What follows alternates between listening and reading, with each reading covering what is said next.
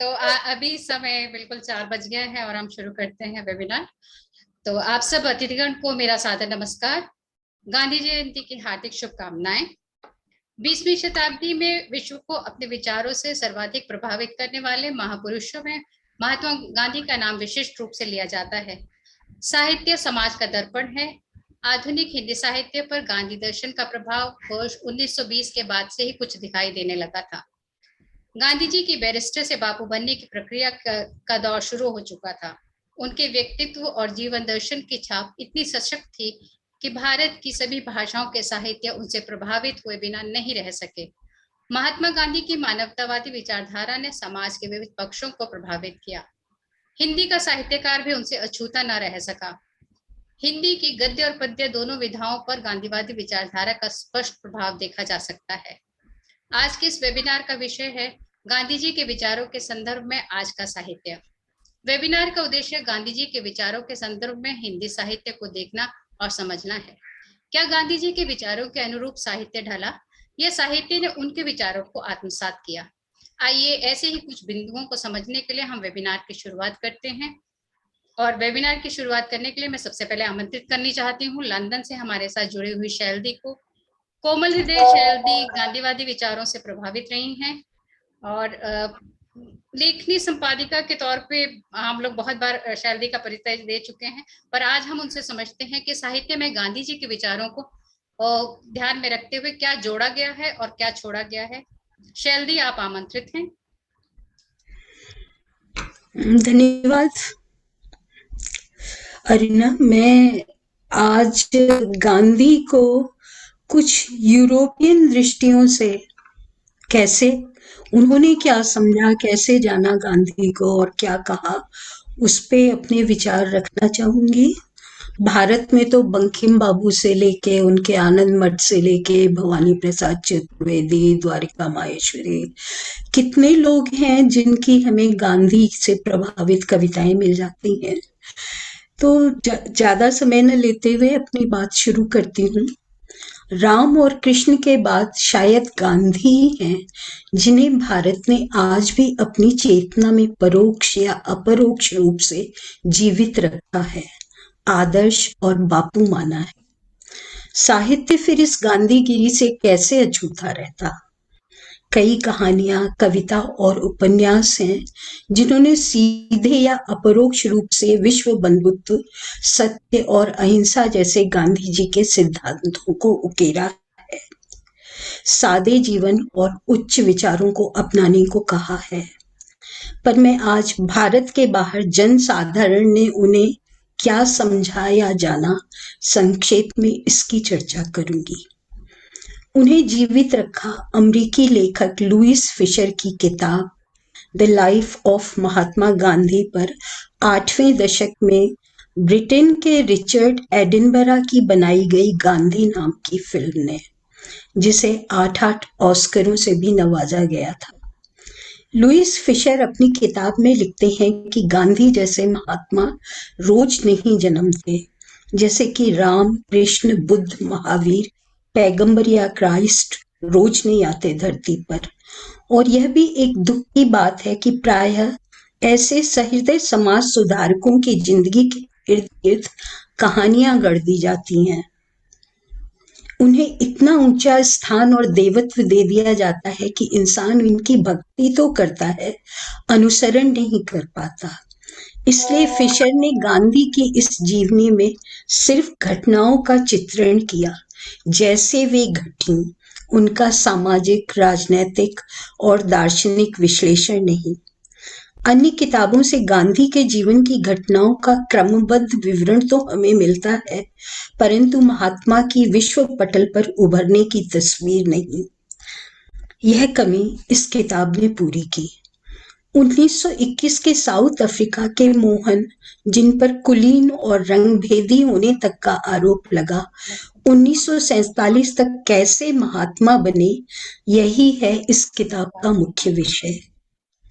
कोई विशेष साहित्य नहीं पश्चिम में गांधी पर जितना कि नेहरू पर है। शायद पश्चिम की आंखों में का चरित्र उतना रंगीन और बहुआयामी नहीं था जितना कि नेहरू का था। गांधी जी के चेस्टिटी चैलेंज व्यवहार को यहाँ पश्चिम में स्कूलों तक में प्रचारित किया गया है और अपरोक्ष रूप से कुछ ने तो उन्हें चरित्रहीन और लंपट तक कहा है। इस विषय पर दो तो किताबें आईं और खूब बिकी भी विदेशों में। पर फिशर ने विश्व को गांधी का निष्पक्ष परिचय देने का प्रयास किया अपनी किताब में, जो कि 1950 में यानी कि गांधी जी की मृत्यु के 2 साल बाद ही प्रकाशित हुई थी। फिशर की गांधी जी में गहरी रुचि और श्रद्धा थी। पैगंबर या देवता की तरह नहीं, एक इंसान की तरह वो उन्हें प्यार करते थे। उन्होंने लिखा कि गांधी जी अपने सिद्धांतों में इतना अधिक विश्वास करते थे कि उन्हीं के सहारे उनके व्यक्तित्व का पूरा विकास हुआ। वह इस बदलाव को ला सकते हैं या नहीं, इसके लिए उन्होंने पल पल खुद अपनी ही परीक्षा ली, आत्म अवलोकन किया। अगर कहीं गलत पाते तो तुरंत ही गलती मानते और रास्ता बदलने में भी नहीं हिचकिचाए थे बापू। सबका हित ही सबसे बड़ी चाह थी गांधी जी की। दोस्त इस गुण से सम्मोहित होते और आलोचक उनकी गलतियां निकालने का मौका ढूंढते। पर गांधी जी कहीं भी अपने लक्ष्य और सिद्धांतों से भटके नहीं। गांधी को समग्र दृष्टि से देखते हुए फिशर अपनी किताब में कुछ ऐसे ही दुरूह पलों का उल्लेख भी करते हैं और कई अफवाह और भ्रांतियों का खंडन भी। अधिकांश पाश्चात्य लोगों की सोच थी कि भारतीय स्वतंत्रता संग्राम के गांधी मुख्य नेता व सूत्रधार थे, जबकि फिशर के अनुसार गांधी जी का परोक्ष योगदान अधिक नहीं था इसमें। हाँ, उनके देश प्रेम, सुधार की दृढ़ मान्यता और सिद्धांतों का अवश्य था, जो कि भारत के लिए देखे गए सपनों का था, जो कि बिना स्वाधीनता के संभव ही नहीं। पराधीन सपने हूं सुख नाही। 2 किताबें जिन्हें गांधी जी ने हमेशा अपने साथ रखा वो थी गीता और रामायण। इनसे वो आजीवन बहुत सीखते और प्रेरणा लेते रहे। परोपकार सम धर्म जग नहीं जग माही, तुलसी की तरह उन्होंने भी यही कहा। अछूत प्रथा के खिलाफ लड़े, कौमी एकता पर जोर दिया, घर घर में चरखा चलाने का मूल मंत्र देकर लड़खड़ाते देश को आत्मनिर्भर बनाने की कोशिश की, खुद को हिंदू, मुस्लिम, सिख, ईसाई हर धर्म का माना और सबसे सहानुभूति रखी और सबका संरक्षण हर नागरिक की जिम्मेदारी बताई। इसके बावजूद उन्होंने 1947 का विभाजन देखा, हिंदू मुसलमानों के बीच भयानक झगड़े देखे। अगस्त 1947 स्वतंत्रता दिवस की शाम वह आजादी के उत्सव में न होकर टूटे बिखरे परिवारों के साथ रहे, अर्थहीन खून खराबे को रोकने की कोशिश में लगे रहे। इससे ही उनके इस दुख का अंदाजा लगाया जा सकता है। इसी प्रयास में उन्हें प्राणों तक की आहुति देनी पड़ी। दंगों के बीच भी वह हिंदू और मुसलमान दोनों के ही घरों में जाकर रहे। फिशर लिखते हैं, पश्चिम ने उनके उपवासों को भी राजनीतिक चाल समझा, जबकि वह उनके लिए मानसिक और शारीरिक शुद्धि का तरीका था। वे दबाव के बीच एकांत और थमने और सोचने का समय देते थे उन्हें। समस्याओं और घटनाओं से उनकी तेजी और गर्मी खींचते थे। जब बापू उपवास करते तो लोग न सिर्फ इसलिए परेशान होते कि बापू कैसे हैं, अपितु इसलिए भी कि अगर उन्हें कुछ हो गया तो उनकी लड़ाई कौन लड़ेगा। और तब वह अपनी चेतना को भी खंगालने लगते, बेहतर सोचते और सहयोग देखते, जिसके परिणाम भी उपयुक्त और हितकारी ही हुए देश के लिए। भगवान तक गांधी जी के सही सलाहकार और मित्र थे। सही विचार और निर्णय ही देते थे उन्हें, नियम और संयम निर्धारित करते थे। पश्चिम में शायद इसे ही इनर कॉन्शियसनेस कहा जाता है। सुबह की प्रार्थना गांधी जी के लिए दिन भर की रूपरेखा थी और शाम की प्रार्थना आने वाले सपनों का ढांचा।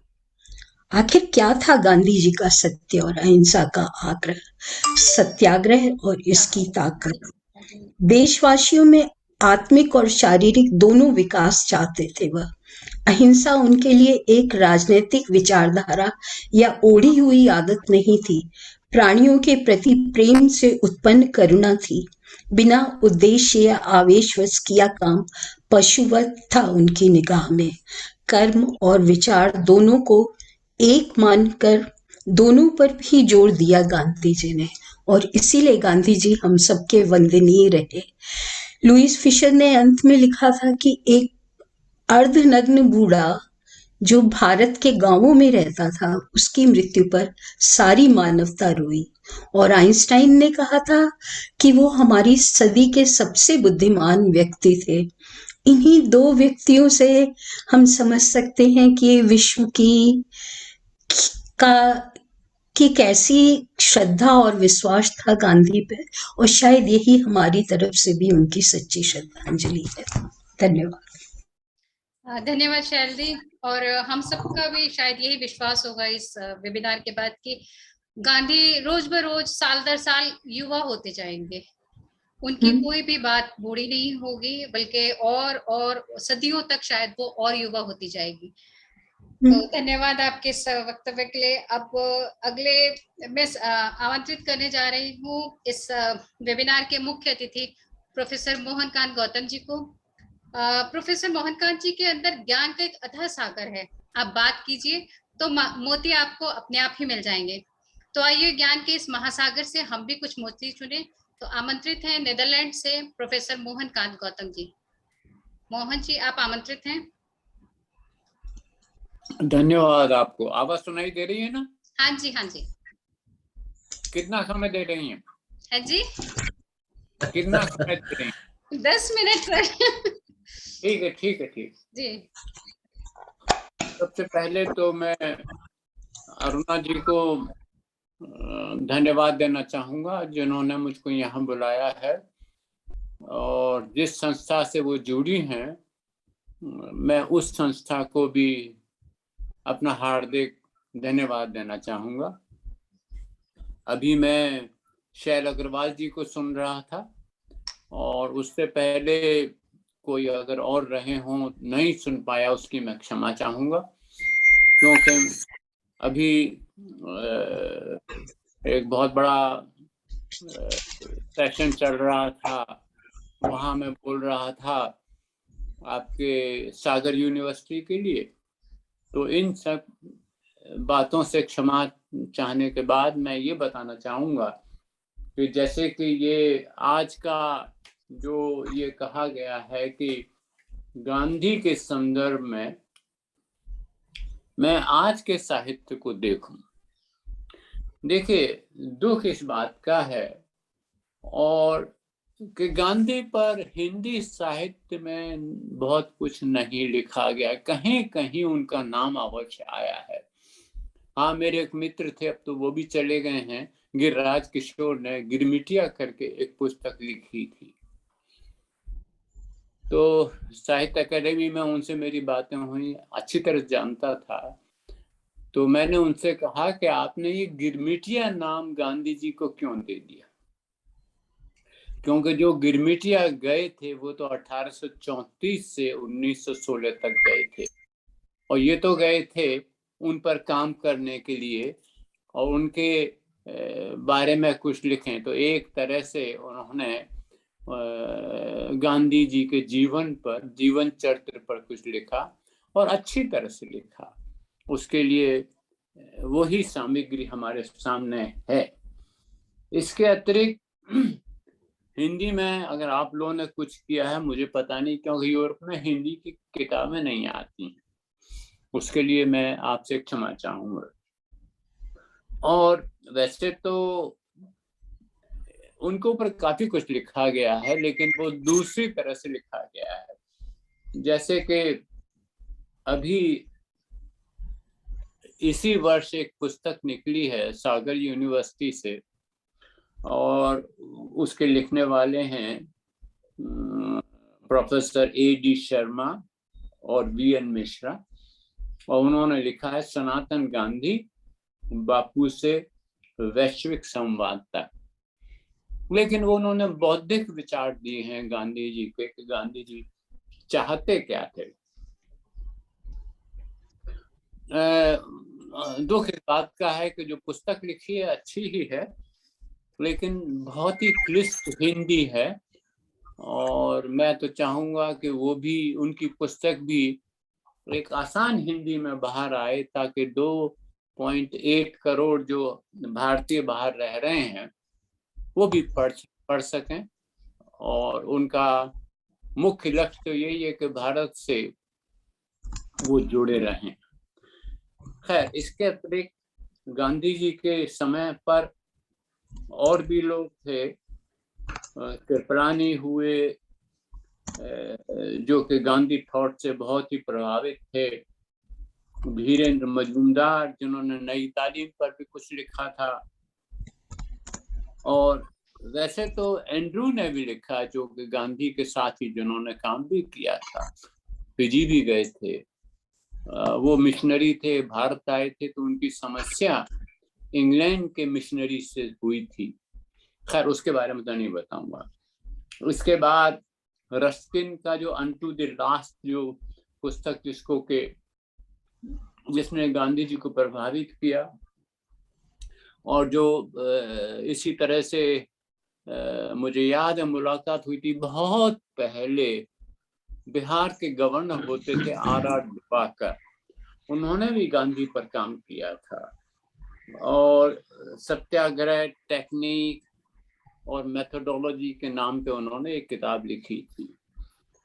हक्सले का तो काम गांधी जी ने भी लिया है, और जयप्रकाश नारायण ने भी, जो कि कदम कुआं बिहार में रहते थे, मैं भी उनसे मिला था, उन्होंने भी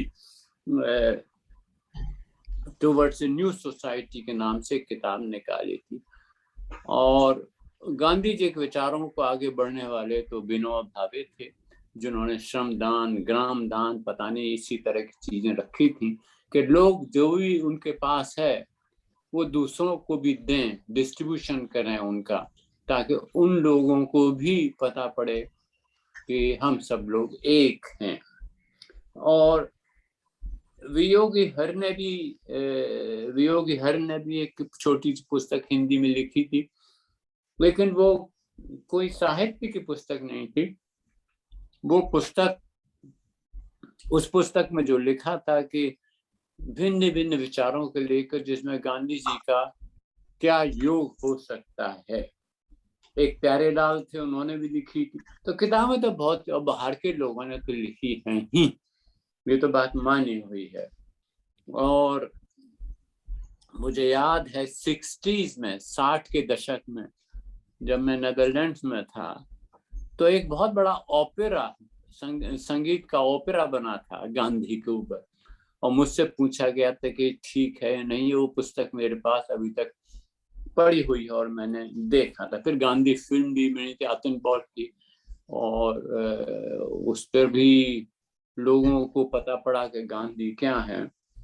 और इसके अलावा जो सबसे बड़ी बात यह है कि गांधी जी के ऊपर बहुत कुछ लिखा गया, और उनका जो विचार था, और वो विचार तो हम सबको मानना ही पड़ेगा, और वो यही था कि कैसे ये जो क्या कहते हैं इसको,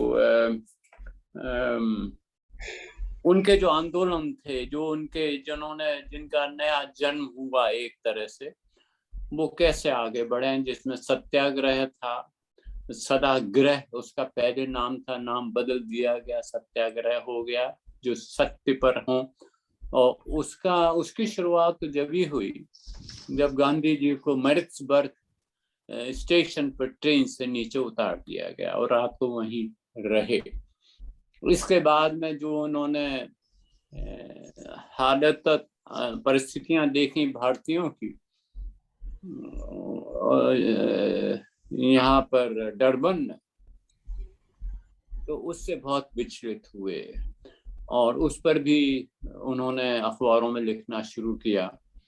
और सबसे बड़ी बात यह है कि दक्षिण अफ्रीका में रह के उन्होंने बहुत कुछ देखा कि भारतीयों के साथ क्या अमानवीय व्यवहार किया जा रहा है। और उसके साथ ही जब वो 1901 में पहली बार मॉरिशस कुछ दिनों के लिए गए थे, कलकत्ते जा रहे थे, तो वहां पर जो गवर्नर थे ब्रूस, वो संस्कृत के पढ़े हुए थे, संस्कृत जानते थे, इंग्लैंड में पढ़ी थी। उन्होंने उनको बुलाया था, तो उनसे भी उन्होंने कहा कि भारतीयों के बारे में हमें कुछ करना चाहिए। तो उसके बाद जो है वहां पर मणिलाल डॉक्टर भी आए थे और लोगों ने किया। तो कहने का मतलब है कि सामाजिक संस्थाओं को आगे बढ़ाने में गांधी जी ने बहुत ही अच्छा प्रयत्न किया। लेकिन गांधी जी को समझने के लिए 2-3 चीजें हमें समझनी चाहिए। गांधी जी पर नहीं लिखा गया साहित्य की दृष्टि से, हाँ काव्य की दृष्टि से कुछ कविताएं अवश्य आई हैं। और इधर पिछले दशक से लोगों ने, जब गांधी जयंती मनाते हैं हम सब लोग, तो कुछ कविताएं अपने आप ही लोगों के सामने आ जाती हैं जिसमें गांधी के विचारों पर कहा जाता है। लेकिन साहित्य और कहानी की दृष्टि से गांधी पर नहीं लिखा गया, इसलिए हो सकता है कि वो राष्ट्रपिता माने गए, और राष्ट्रपिता होने के नाते लोगों ने समझा कि उन पर लिखना ठीक नहीं है। तो साहित्यकार का काम यही होता है कि वो कुछ ऐसी चीजें लिखें जिसमें सब जो है वो सुखांत न हो लेकिन दुखांत भी हो। वो सब नहीं हुआ। तो अरुणा जी ने ये जो थीम दिया, ये जो विषय दिया कि आज के साहित्य में हम गांधी के संदर्भ को कैसे देखें, तो पहली चीज तो ये, गांधी जो थे उसको तो हम परिवर्तित नहीं कर सकते, उसको तो मानना होगा। लेकिन सबसे बड़ी बात जो है, 2-3 चीजें आती हैं। पहली चीज तो ये कि गांधी जी जो थे वो एक परंपरागत परिवार से थे, जहां पर बहुत कुछ हुआ। और इनके पिताजी की तो 4 शादियां हुई थी, पुतली बाई तो आखिरी स्त्री थी इनकी। और उससे पहले से और इनके सौराष्ट्र में रहने तक, गुजरात में रहने तक अप्रवश्यता, मतलब अप्रवश्यता नहीं, क्या कहते हैं, छुआछूत समझिए आप। छुआछूत को बहुत घर में माना जाता था, किसी को छू नहीं सकते थे। अगर किसी को छू लिया तो उसको जो है नहाना पड़ेगा, ये सब बातें थी। तो कट्टर हिंदू परिवार के थे। उसके बाद में 13 साल की उम्र में शादी हो गई, उसके बाद इनको इंग्लैंड भेज दिया गया, सब कुछ हुआ, पढ़ पढ़ा के लौटे। लेकिन जो अनुभव उनको मिले वो साउथ अफ्रीका ही में मिले, और वो भी जो हमारे प्रवासी 1834 से मॉरिशस जाना शुरू कर दिया, और साउथ अफ्रीका में 1845 के आसपास 50-60 के आसपास गए थे ये लोग। तो वहां जो उन्होंने सीखा, जो दर्द उनको महसूस हुआ लोगों का, उस पर ही उन्होंने सब काम करना शुरू किया। और ये सबसे बड़ा उन्होंने जो बात कही वो यही कि सत्य तो एक ही है, चाहे वो आत्मा हो, चाहे वो शरीर हो, चाहे ईश्वर हो, चाहे आपके संबंध हो, और उनके समझने के लिए आप सत्य पर रहिए, और वही सत्याग्रह है। लेकिन उसको रखने के लिए आपको अहिंसा या शांति से सब काम करना होगा। ये वैसे ही है कि अगर कोई किसी लड़की से प्रेम हो जाता है, और आपने बहुत से, मतलब मैं पुरुष की बात कर रहा हूँ, बहुत से वायदे किए हैं, ऐसा होगा, ऐसा होगा, ऐसा होगा, और जब नहीं होता है तो उसको बहुत ही प्रतीक्षा में दर्द होता है। और अगर संबंध अच्छे बन जाते हैं तो उसके बाद अगर फिर संबंध टूटते हैं तो उसको भी दर्द होता है। तो कहने का मतलब ये है कि आदर, और आदर सत्य से ही होता है, उसको रखिए, ये गांधी जी चाहते थे। और आदर के साथ मोहब्बत, प्यार रखिए, भी रोमांटिक, ताकि दूसरा भी समझ सके कि मैं भी, मुझको भी मेरा पति, मेरी पत्नी समझती है, समझ रही है। और अगर उनमें वो समझ ही नहीं होगी तो रिलेशन खत्म हो जाए। तो कहने का मतलब है बिना रिश्ते के, बिना रिश्ता कायम किए कुछ नहीं हो पाता। और रिश्ता जो है सामाजिक विज्ञान में तो बहुत उस पर काम होना चाहिए, वो भी नहीं हुआ है।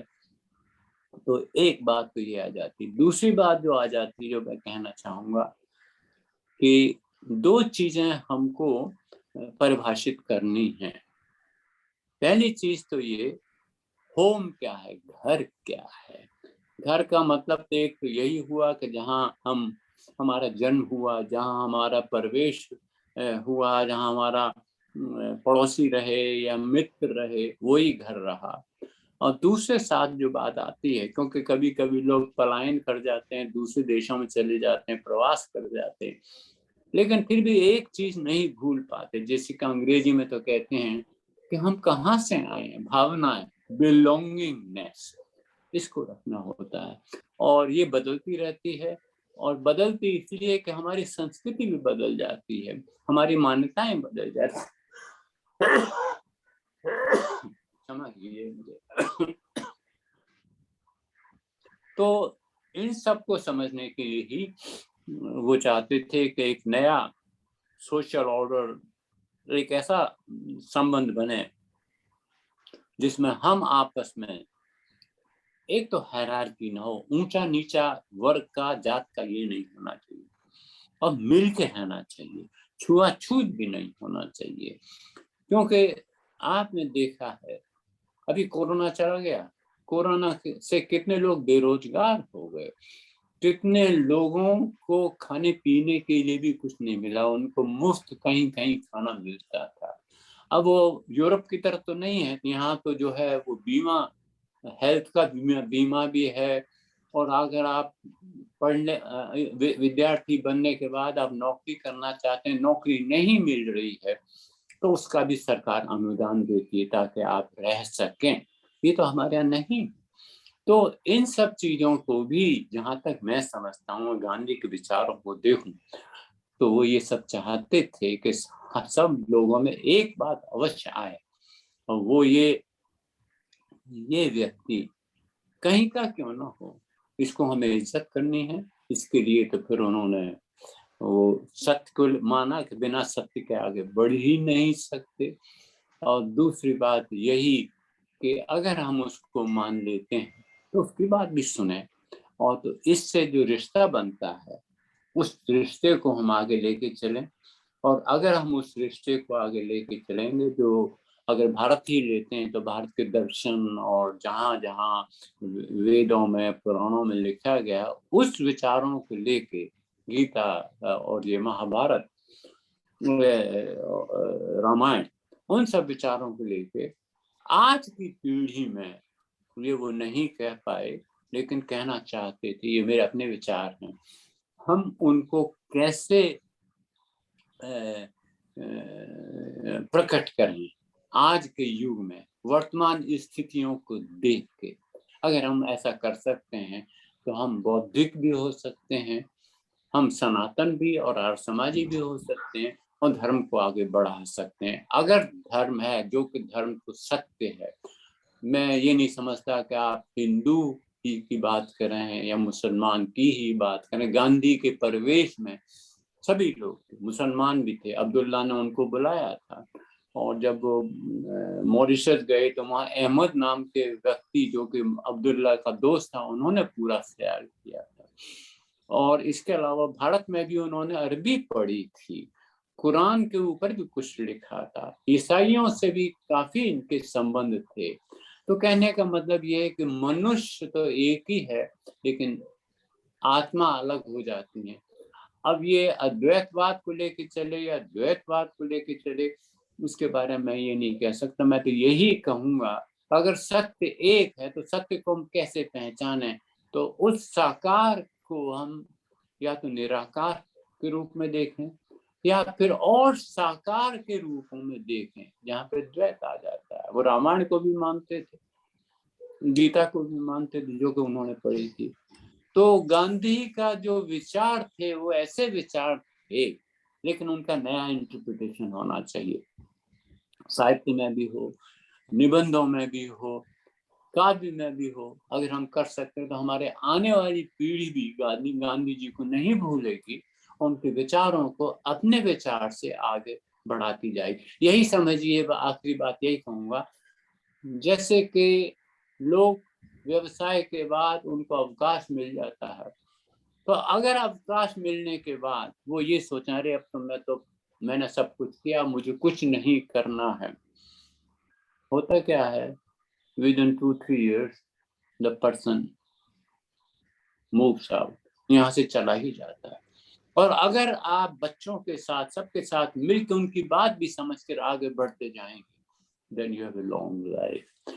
मेरे ख्याल से गांधी जी भी यही चाहते थे, और हम सब लोगों को चाहिए, चाहे हम गांधी के प्रति उनको लेकर ना आगे चलें, लेकिन अपने विचारों को सामने लाएं, और हमने अपने विचारों में जहां जहां भी आपको अच्छा लगता है उसको लेके चलें।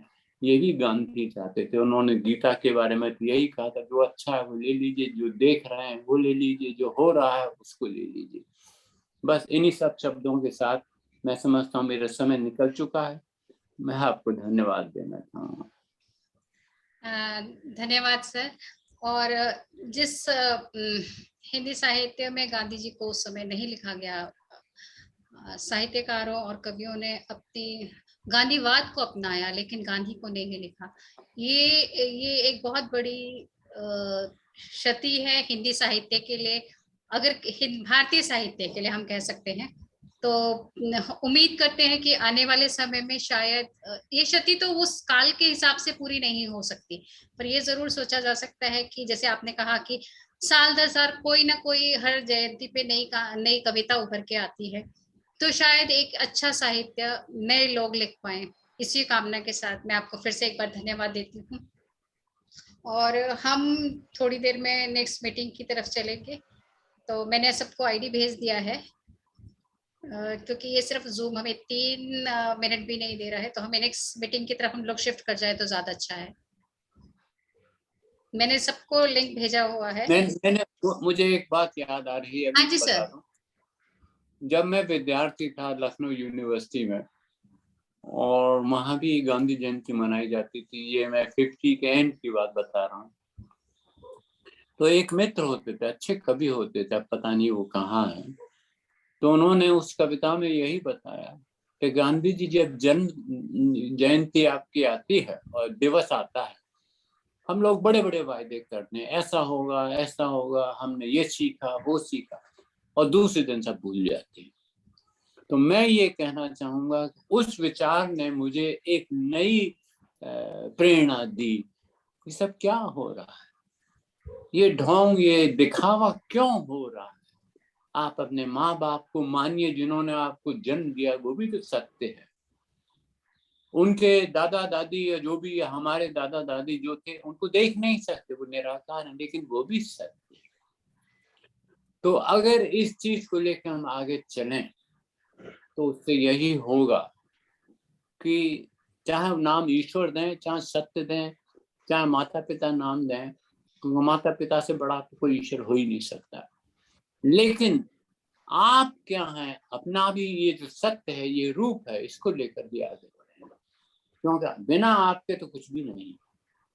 तो मेरा कहने का मतलब यही है कि जो मैंने अपने विद्यार्थी जीवन की जो बात बताई गांधी जयंती पर, गांधी के दिवस पर, और लोग ये नवयुवक थे ऐसा सोचते थे, तो कहने का मतलब है हमें चाहिए कि हम अगर विश्व को, अपने भारत को, अपने राज्य को, अपने पड़ोस को बदलना चाहते हैं, आपके जो विचार हैं वो गांधी से कम नहीं है, और आप आगे बढ़िए। और मैं आपको ये बिल्कुल पूरी तरह से ये बता रहा हूँ कि जो आपके विचार हैं वो ठीक ठीक जगह जाएंगे और लोगों में परिवर्तन होगा, जो हमेशा होता है। लेकिन एक बात ध्यान रखिए, गाली गलौज नहीं हो